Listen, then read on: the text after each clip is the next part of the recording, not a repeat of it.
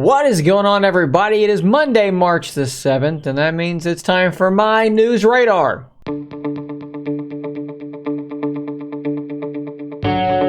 Let's start this episode off with something that I always do enjoy, and that is weird phone concepts. You guys may remember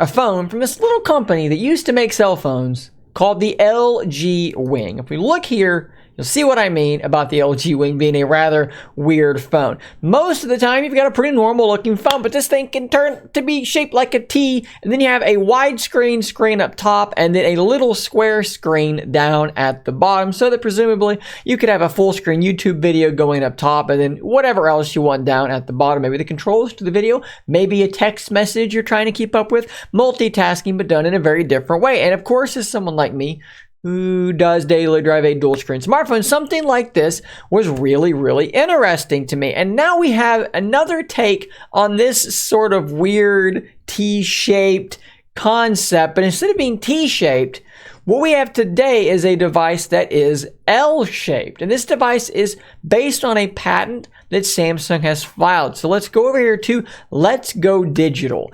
And basically what they've done is they've taken some patents and they've made some renders of what this phone would look like should it be real. This is the back of the device, and this already looks super duper weird, but we're going to start here because why not? You see that there is screen wrapping all the way around to the camera module, but you'll notice that is not true all the way down, just up here at the top. Well, immediately I can think of uses for having screen back here. One, notifications, right? The thing is sitting face down. You can see what notifications are coming through. That's pretty cool.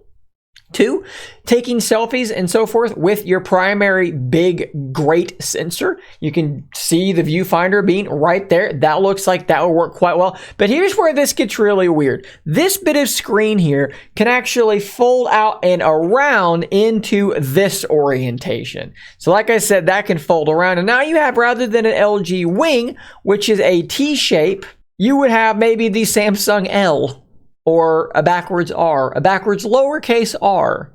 Perhaps you could call it the Samsung Hatchet, allowing you to do something very similar. You could have a much larger video canvas up here, split screen something else down there. And honestly, all the marketing that makes sense on the LG Wing kind of would make sense on, I'm going to call it the Samsung backwards lowercase r. You could do quite a bit with something like this. It's a very strange design though, and I honestly don't know what to think about it. You've got a hinge here and a hinge here to allow this thing to fold back around. But of course, you do gain that functionality of having a screen on the back of the device, something like the Mi 11 Ultra did. Here's what I want to know.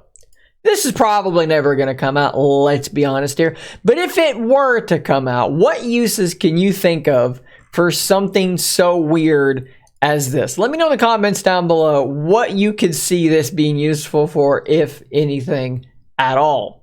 Do you guys remember the Essential phone, the Essential PH1? This device made by, I believe, one of the co-founders of Android. Had a very interesting industrial design. One of the first phones to adopt a camera notch. Almost a hole punch, but still kind of a notch.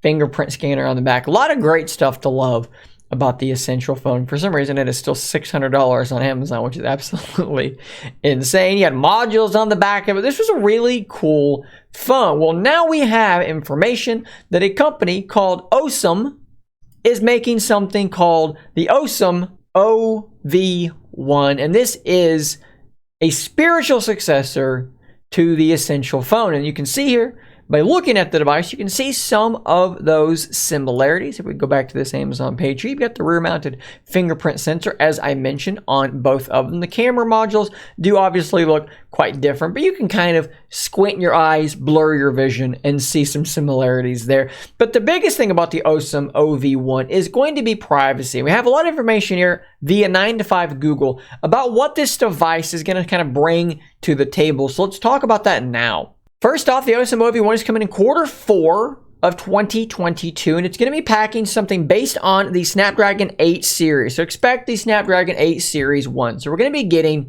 top-of-the-line specs in this device, which is not a huge concern to me. The 888 would have probably been fine. But hey, if we're going to push it back to Q4, you might as well go big and put that top of the line Snapdragon 8 Series 1 chip in there. This is particularly cool though. This thing is really heavily based on security and privacy, and something that they're going to be including in the box is a USB-C to C cable that has a physical switch on it that disables data transfer. So if you just want to charge the thing, but you've got to plug it into a computer maybe, but you don't want data transfer happening, you can turn it off. No data transfer. Data transfer will be possible with this switch disengaged. That is a really smart, really interesting thing to do. Something a lot of people probably have never thought about before. Strangely enough, it will actually support 2 physical SIMs. That's a cool thing to see. No eSIM, but 2 physical SIMs. They are also claiming that one of the big problems with the Essential PH1 will be solved on the OSOM OV1, and that's that the camera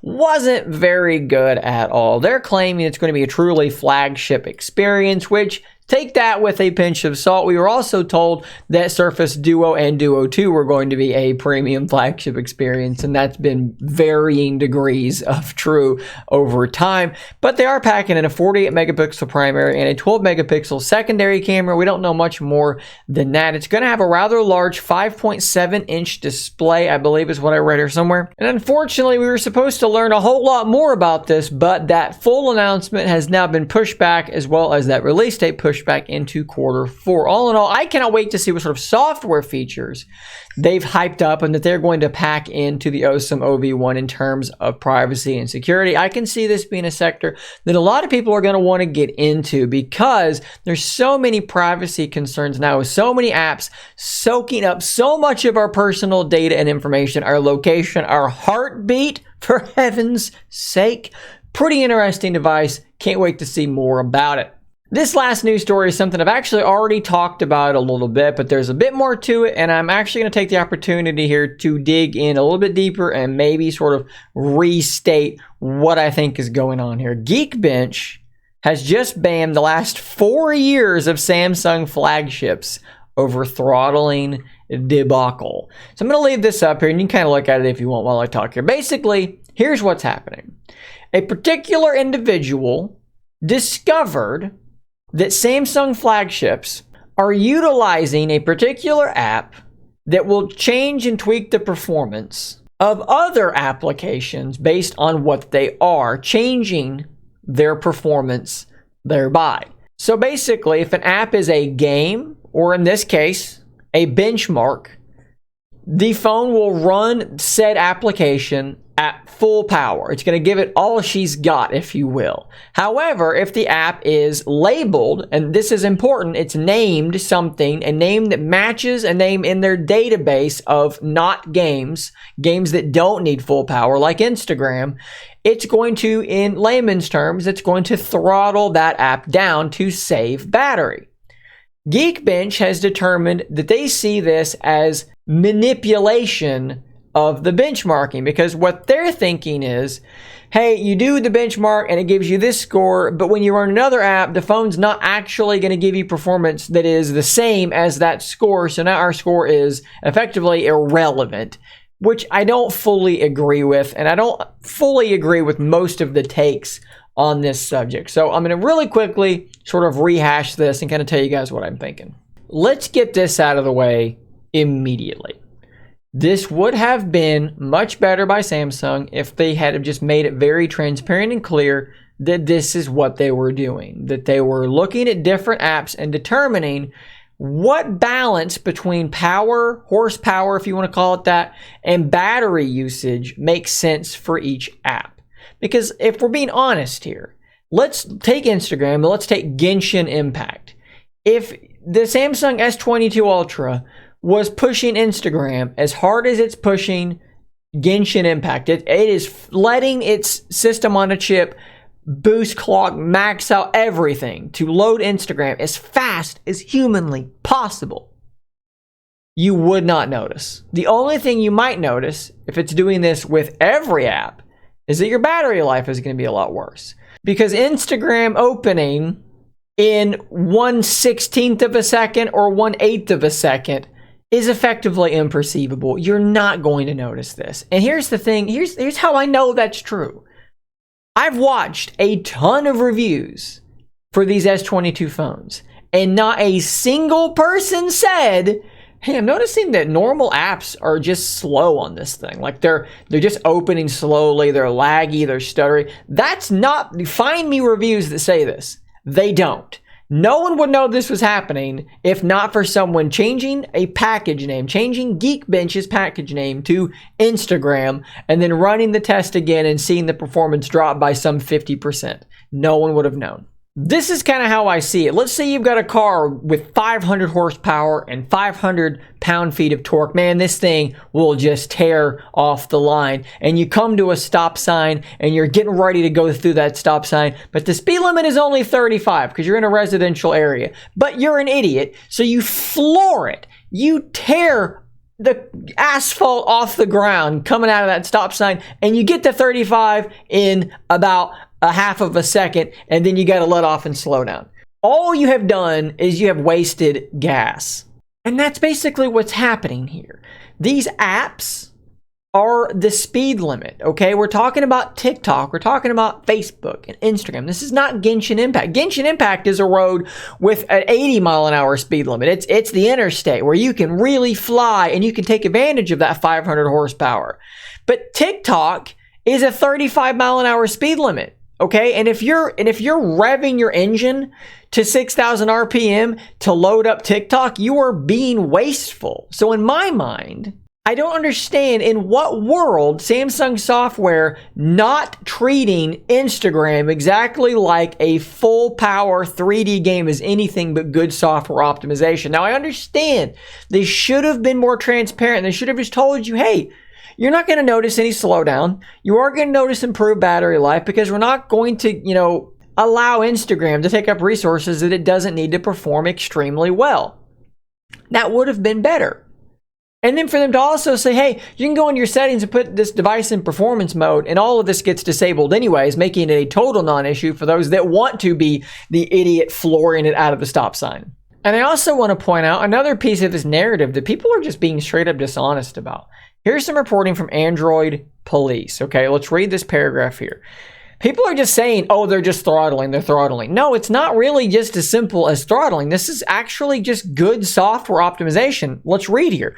It's also not your usual throttling. So far as Android Police's Max Weinbach can tell, digging into some of the code that appears to control, it's incredibly sophisticated, balancing multiple parameters like temperature, expected battery level at different times, CPU speed, and predicted FPS benefits when determining what sorts of resources a given game gets. This tuning likely varies from app to app and game to game, so benchmark numbers you see reported here and elsewhere may not be accurate to all circumstances. Samsung software is trying to tune your experience to balance the experience and battery life. And we're mad at them because they didn't tell us that they were doing this. I mean, here's something you should probably know too. On your Windows computer, open up your task manager and go to details and pick an application and then look. And guess what? You can see a priority. And you can see that most apps are normal, but some apps, like some games, will actually get a higher level real-time priority because they're a game and they need it. And other applications don't need it. Are you aware of that? Did you notice? Are you mad that Windows is doing that? If you aren't, if that's not been a problem to you, why is it a problem now when Samsung is doing it? This is another place where I feel like this totally breaks down this idea that Samsung is the only one doing this. I know OnePlus kind of got in trouble for doing something similar, but if I'm not mistaken, they were actually trying to cheat to get artificially higher scores in benchmarks, whereas Samsung is simply not asking their phone to treat Instagram like a benchmark, which again seems unbelievably reasonable to me. There's a lot of outrage about this. I've talked about it twice now, and I'm probably never going to talk about it again because I think it's really, really silly. But people are really mad about this, and there's a lot of people on Twitter saying a lot of stuff that is varying degrees of untrue, and to me, just silly. I don't want to disparage people's opinions and their feelings. So, here's the good news. If you don't like this, put your phone in performance mode, and you're fine. This is not going to apply to you anyways. But to me, this is one of the most overblown, silly, outrage for the sake of outrage controversies, a non-troversy, if you will, that I've seen in a long time. couple weeks ago, I was a Samsung hater, if you remember, and now I'm a Samsung advocate. Make sense of that, if you will. Maybe, just maybe, I'm giving you my honest opinion. Guys, thanks for making it to the end of today's News Radar. I will see you on the next one. Thanks to those of you who have become a YouTube member in the last few days. I do appreciate it greatly. If you see your name here on this screen, I would like to thank you all, each and every one of you personally. It makes a great difference to me, and it means a great deal to me. I'm going to try really hard to start really calling all of you wonderful people out more and more as time goes on. I need to do more with this, and I've failed, and I need to do better, so I'm going to try and do this more to really say thanks to you guys. I'll see you on the next video, and until next time, stay nerdy, my friends.